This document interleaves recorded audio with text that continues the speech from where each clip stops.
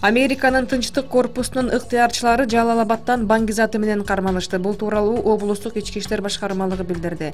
Ыктыярчылар марихуананы такси менен алып бара жаткан. 19-сентябрда Бишкек-Ош-Унаа жолунда Honda Odyssey үлгүсүндөгү унааны токтотушкан. Унаада жүргүнчү катары Американын Тынчтык корпусунун ыктыярчылары, Американын жарандары И. Дэниел Джеймс жана Павел Девяткин бара жаткан. Алар шек жараткандыктан унааны тинтүүгө алышкан. Анда 1 килограмм 26 грамм салмактагы баңгизаты табылган. И. Дэниел Джеймс күнөөнү мойнуна алып, баңгизат өзүнө таандык экендигин айткан. Укук коргоочулар аны Токтогул райондук сотунун чечими менен Жалал-Абадтын тергөө абагына 2 айга камакка алышкан.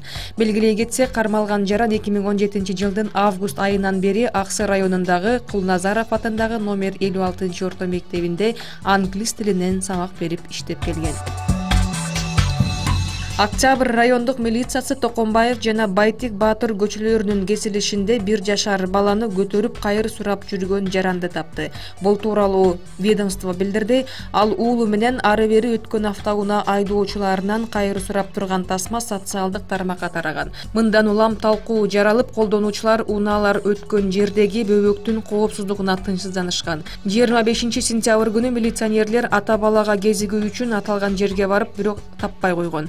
Кечээ күнү Бишкектин түштүк тарабындагы кичи райондорду жөө кыдырып, балалуу кайырчыны табышкан. Ал 41 жаштагы Бишкектин тургуну болуп чыккан. Жубайы экөө 4 баланы тарбиялап келет. Социалдык кызматкерлер үй бүлөнүн турмуш шарты менен таанышуу үчүн үйүнө кетишкен. Жогорку кеңеш кечээ чек ара маселесин карап, өкмөткө коңшу өлкөлөр менен сүйлөшүүлөрдү жүргүзүп, талаштуу тилкелерди тактоо, делимитация жана демаркация чараларын тездетүү маселелерине өзгөчө көңүл бурууну тапшырды. Өкмөттүн чек ара маселелерине байланыштуу мурда кабыл алынган Жогорку кеңештин токтомдорунун жана Жогорку кеңештин эл аралык иштер, коргоо, коопсуздук боюнча комитетинин чечимдеринин аткарылышы жөнүндөгү маалымат угуу кечээ жабык эшик артында өткөн.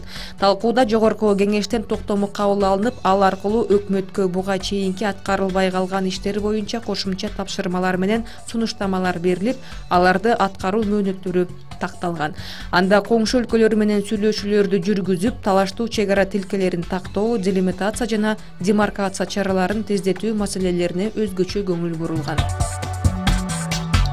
Бишкек шаарында алдамчылыкка шектелип издөөдө жүргөн жаран кармалды. Бул тууралуу Бишкек шаардык милициясы билдирди.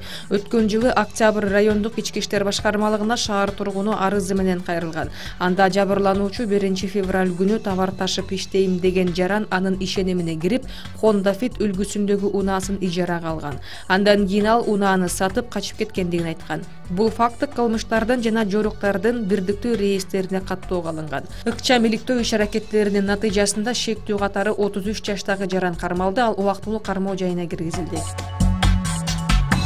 Боом капчыгайындагы жол маал-маалы менен 30 сентябрдан 4 октябрга чейин жабылып турат. Бул туурасында Кыргыз темир жолу улуттук компаниясы билдирүүдө. Аталган күндөрү Бишкек Нарын-Торугарт унаа жолунун Боом капчыгайында таштарды күч менен кулатуу иштери жүргүзүлөт. 4 октябрга чейин жол кыймылы саат 9-дан 3-кө чейин жабык болот. Жолго 30 автоунаа чогулганда таш түшүрүү иштери убактылуу токтотулуп, машиналар өткөрүлүп турат деп айтылат маалыматта.